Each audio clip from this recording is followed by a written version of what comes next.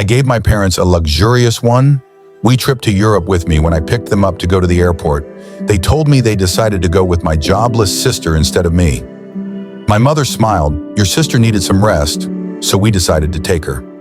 I didn't say anything. They had a big surprise when they landed in Europe. You're late, my mom said as she stepped out onto the porch pulling her suitcase behind her. I glanced at the clock on my dashboard. It was 6:02 a.m. 2 minutes late? Mom, I said, forcing a smile. I got out of the car to help with the luggage, but then I saw her, my sister Lauren, emerging from the house with her own suitcase in tow. My smile froze. What's going on? I asked, trying to keep my voice steady. My mom turned to me, her expression far too cheerful for the situation. Oh, Violet, we decided Lauren should come instead of you. She's been so stressed lately and she really needs this trip. My chest tightened instead of me.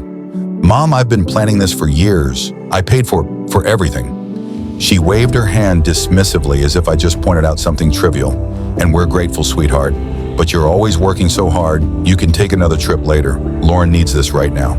Lauren didn't even have the decency to look guilty. She just smirked, shifting her weight onto one hip.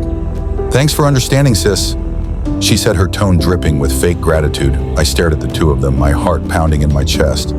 My dad shuffled out a moment later, avoiding eye contact as he handed me his suitcase. This is unbelievable, I said, my voice shaking. This was supposed to be our trip, something for me to share with you. Well, it still is, my mom said with a smile. Just with Lauren instead. Don't make this a big deal, Violet. Your sister really needs a break. My name is Violet, and for the past 2 years, I've been working overtime, saving every spare penny to give my parents a trip they'd never forget. Flights, luxury hotels, guided tours. I planned every detail down to the last dinner reservation. But as I stood there in my parents' driveway, watching my sister get into the backseat of my car, I realized something I'd been avoiding for years. It didn't matter how much effort I put in their eyes, Lauren would always come first. I clenched my jaw, biting back the sharp R tort sitting on the tip of my tongue.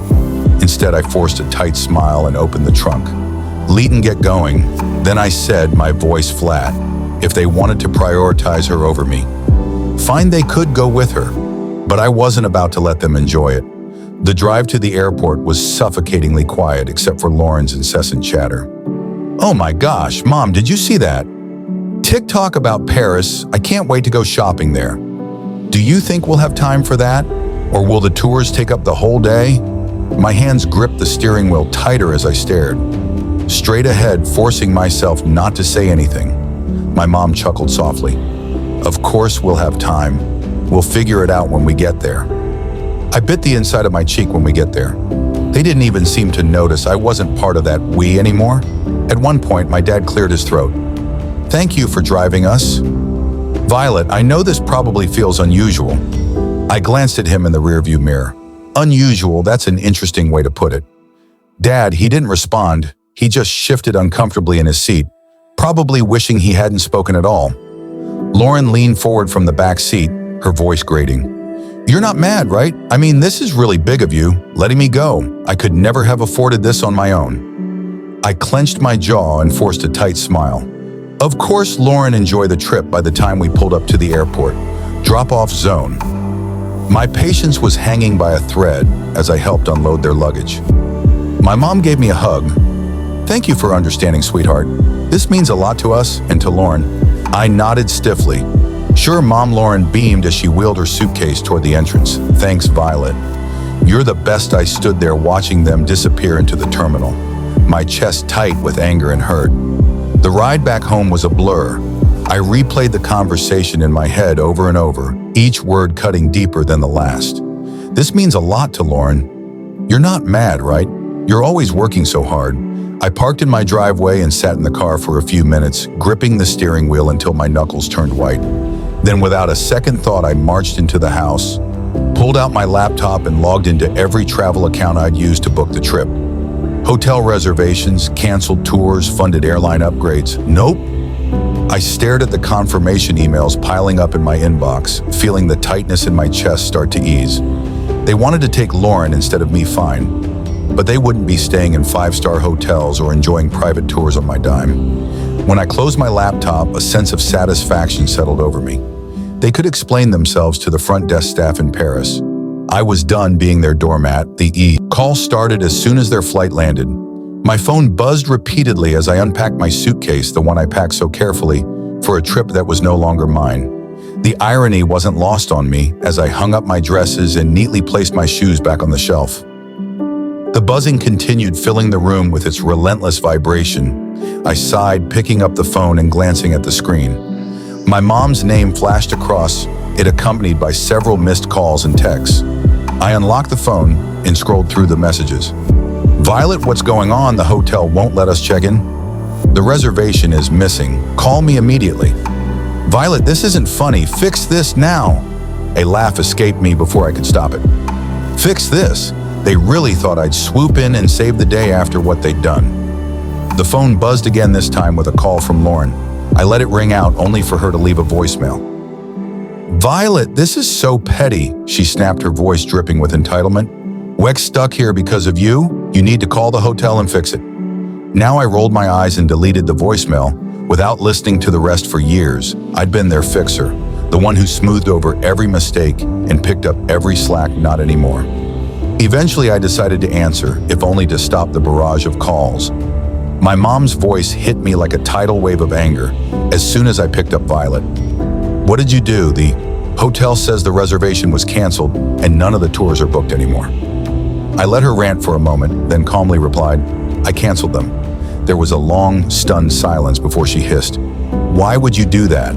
"Oh, I don't know," I said, my tone laced with sarcasm. "Maybe because you decided to take Lauren on my trip. You're lucky I even drove you to the airport. We thought you'd understand." She snapped, "Understand what I asked?" My voice rising, that years of saving and planning didn't matter because Lauren needed a break, that my hard work meant nothing to you. "Guess what, Mom? I don't understand and I don't care to." I hung up before she could respond and turned my phone off, tossing it onto the couch. The silence that followed was blissful, and I felt like I could breathe again. If they wanted to prioritize Lauren, fine, but they could figure out the rest of the trip without me. The silence lasted only a day. By the next morning, my phone was buzzing again with calls and messages. At first, I ignored them.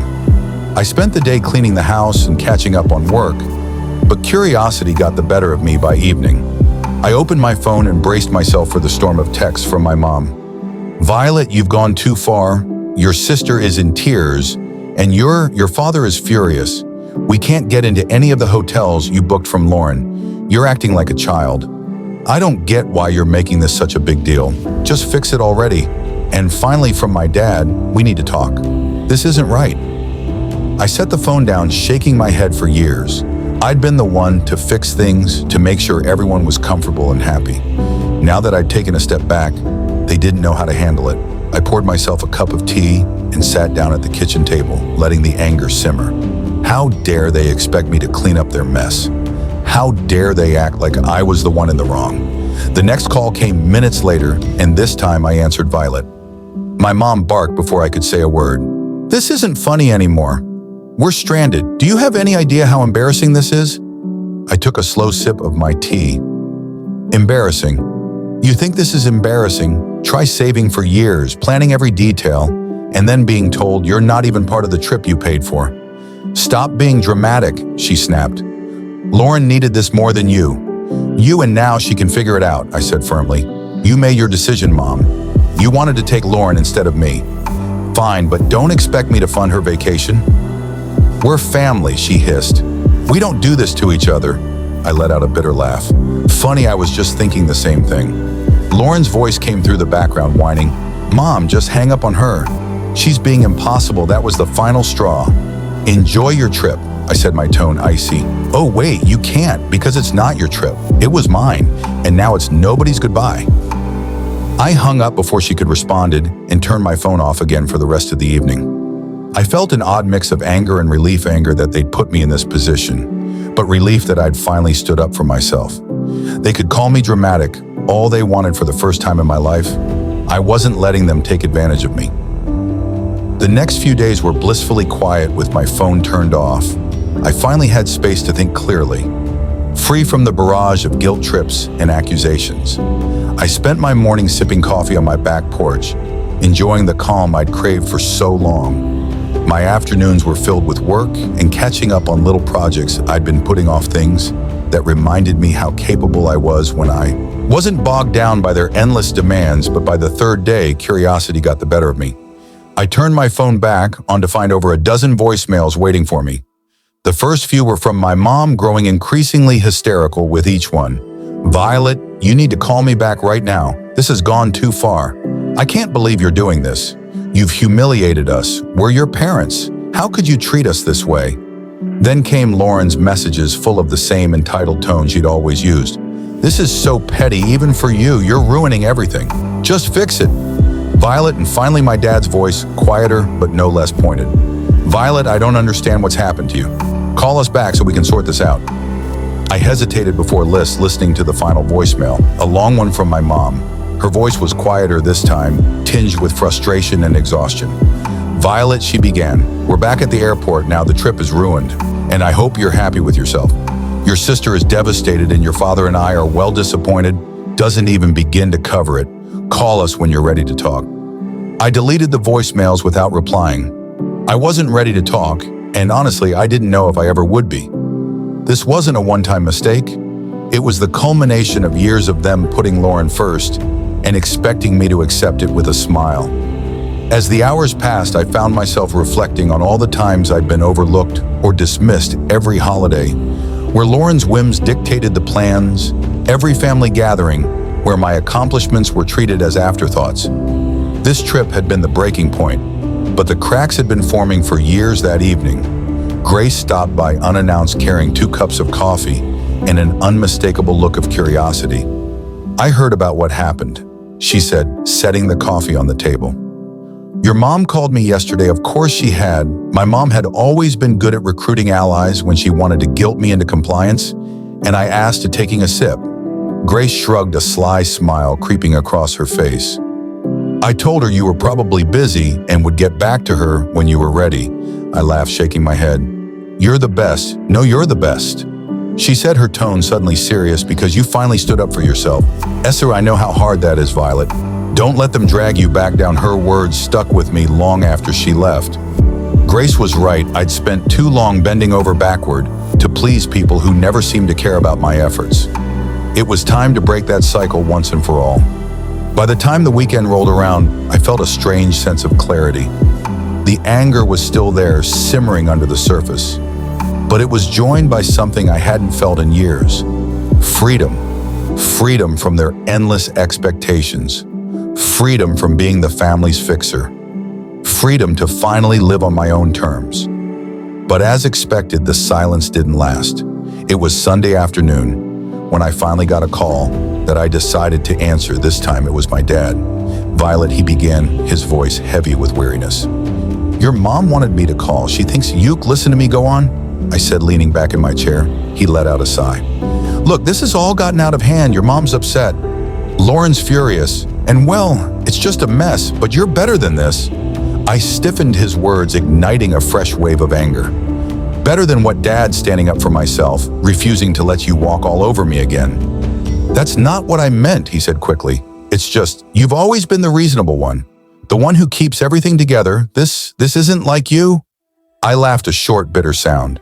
"You're right, it's not like me, because I'm not bending over backward to clean up your mess." He paused, and for a moment I thought he might finally see my side of things. But then he said, "You're punishing the whole family over one decision. Is that really fair?"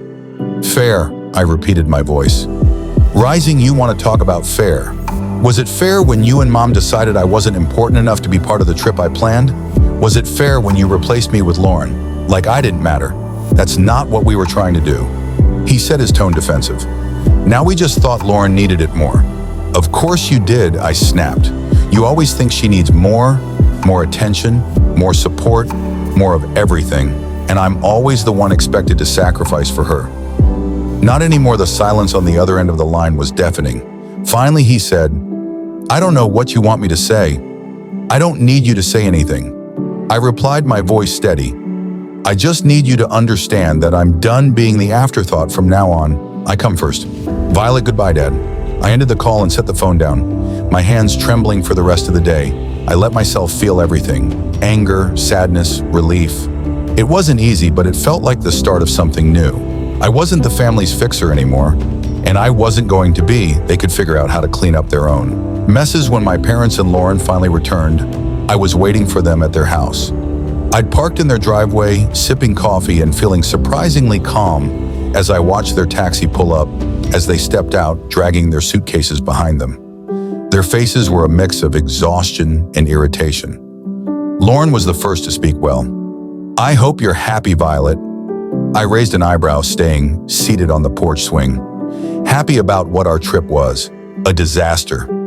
My mom snapped, waving her hand as if to brush the whole thing away. "We spent the entire week staying in dingy hotels and eating terrible food because we couldn't afford anything decent, and don't get me started on the tours." Lauren chimed in, crossing her arms. "Oh wait, there weren't any. Do you know how embarrassing it was to show up and be told there was no reservation?" I took another sip of coffee, letting their complaints wash over me. "Sound SS rough," I said finally. My voice calm, "But you wanted to take Lauren. Remember, I'm sure you all had some great bonding time. That's not the point." My mom shot back, her voice rising. "You knew we couldn't afford all the things you'd planned. You set us up to fail." And I stood up, setting my mug down on the small table next to me. "No, Mom, I didn't set you up for anything. I planned a trip for the three of us. Something special I'd been saving for years. You're the ones who decided to cut me out at the last second." My dad finally spoke up his tone quieter but no less accusatory. "You didn't have to cancel everything, Violet. That was extreme, was it?" I asked, folding my arms. Why should I have paid for a trip I wasn't even invited to? If Lauren needed it so badly, you should have planned it yourselves. You are lucky that I didn't cancel the return flight." Lauren rolled her eyes. "You're so dramatic. It's just money, Violet, and you're so entitled." I shot back, my patience finally snapping. "Do you have any idea how much work and sacrifice went into planning that trip? Or do you just assume things magically appear for you because someone else takes care of it?" They stood there, stunned into silence for a moment. "I've spent years being the responsible one." I continued, my voice steady but firm. "The one who fixes things, plans things, makes sure everything runs smoothly, and you've spent just as long taking it all for granted. That's not fair," my mom started, but I held up a hand to stop her. "No, Mom, what's not fair is how you treated me. You chose Lauer over me, like always, so I chose to stop being your doormat.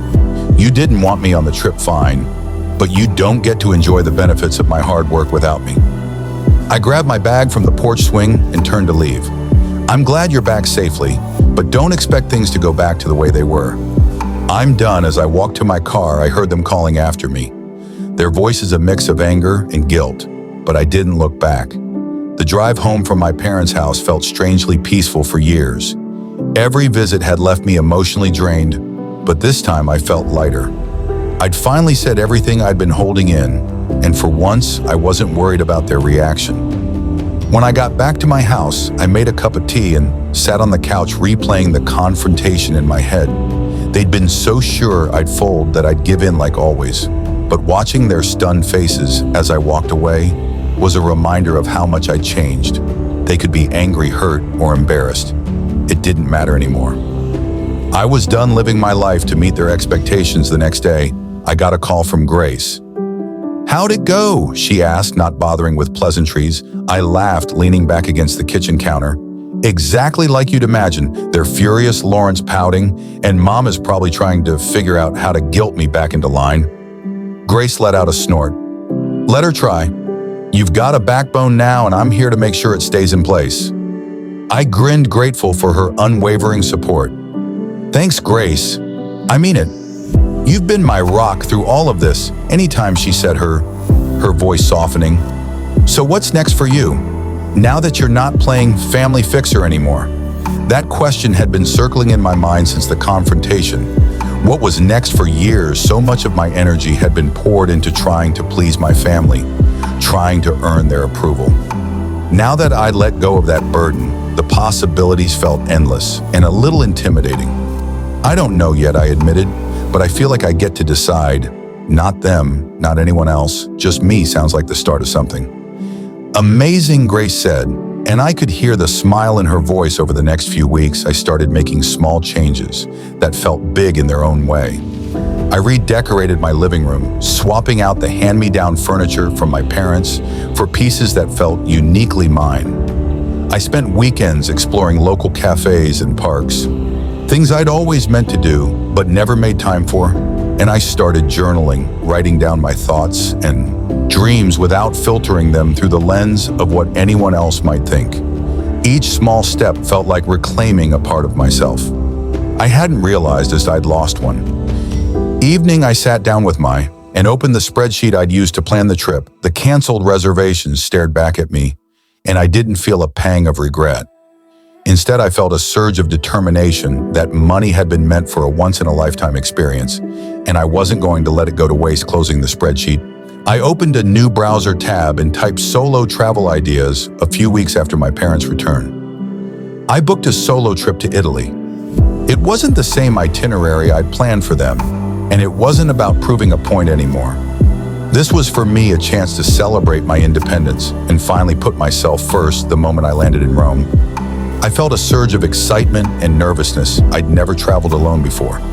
But as I stepped out of the airport and into the bustling city, I knew I'd made the right decision. I spent my days wandering cobblestone streets, marveling at ancient ruins, and indulging in meals at charming little cafes. There was no schedule, no one else to consider, just me and the freedom to do exactly what I wanted. One afternoon, while sitting on the Spanish steps with a gelato in hand, I pulled out the journal I'd brought with me for years. I'd written about what I wanted to achieve, but those dreams were always wrapped up in making someone else happy. Now as I wrote, the focus shifted: learn a new language, start a small business, travel to at least 5 more countries. The list grew, each goal a reflection of the life I wanted to create, not the one I'd been expected to live on. My last night in Florence, I had dinner at a small family-run restaurant overlooking the Arno River. As I watched the sunset paint the sky in hues of orange and pink, I felt a deep sense of peace. This trip had been more than just a vacation. It was a turning point. I'd spent so much of my life trying to earn my family's approval. But here, thousands of miles away, I realized something important. I didn't need it. I was enough just as I was. When I returned home, my parents tried to reach out again, this time with softer tones and carefully worded messages. "Hope you had a nice trip," one text from my mom. "Or maybe we can all talk soon." I stared at the message for a moment before setting my phone down. I wasn't ready to reply, and that was okay. This time it would be on my terms. As I unpacked my suitcase and placed souvenirs on my shelves, I felt a sense of pride. A week after returning from my trip, I received a call from my mom this time. I answered. "Hi, Violet." She began, her tone unusually soft. "How was your trip?" "It was amazing," I replied, keeping my voice neutral. "That's good to hear," she said, pausing as if searching for the right words. "We've been thinking a lot about what happened. Maybe we handled things poorly." The admission surprised me, but I wasn't ready to let her off the hook just yet. "Poorly? You replaced me on a trip I planned and paid for without even asking." "Poorly is an understatement, I know," she said quietly. "Your dad and we didn't realize how much it would hurt you and Lauren." I asked, does she feel bad too? Or is she still blaming me for ruining her vacation? "Sheck upset," my mom admitted. "But I think she knows she could have handled things better." I sighed, leaning against the counter. "Mom, this wasn't just about the trip. It's about years of putting her first and expecting me to pick up the slack. I'm not doing it anymore." "I understand," she said after a moment. "We're going to try to do better. We don't want to lose you." Her words tugged at something deep inside me, but I'd learned enough not to let guilt dictate my choices. "I'm glad to hear that," I said, "but it's going to take more than words to fix this. I need to see real effort, not just apologies." "You will." She promised. "We give you the space you need, but I hope you'll let us back in someday." After the call, I felt a mix of emotions: relief that they were finally acknowledging their behavior, and skepticism about whether they'd actually change. But as I sat down with my journal that evening, I realized something important. Whether or not they changed wasn't my responsibility. Over the following months, I kept my boundaries firm. I responded to their calls and texts when I felt like it. But I didn't go out of my way to fix things or smooth over conflicts. Instead, I focused on building the life I wanted. I signed up for a photography class. Something I'd always dreamed of doing, but never had the time or energy for. I joined a local hiking group and even started planning my next solo trip. Each step I took felt like reclaiming another part of myself. One day, as I sat on my porch watching the sunset, I realized how far I'd come. I wasn't the person who bent over backward for people who didn't appreciate me. I was someone who valued herself, who set boundaries, and who wasn't afraid to stand up for what she deserved. I felt truly free.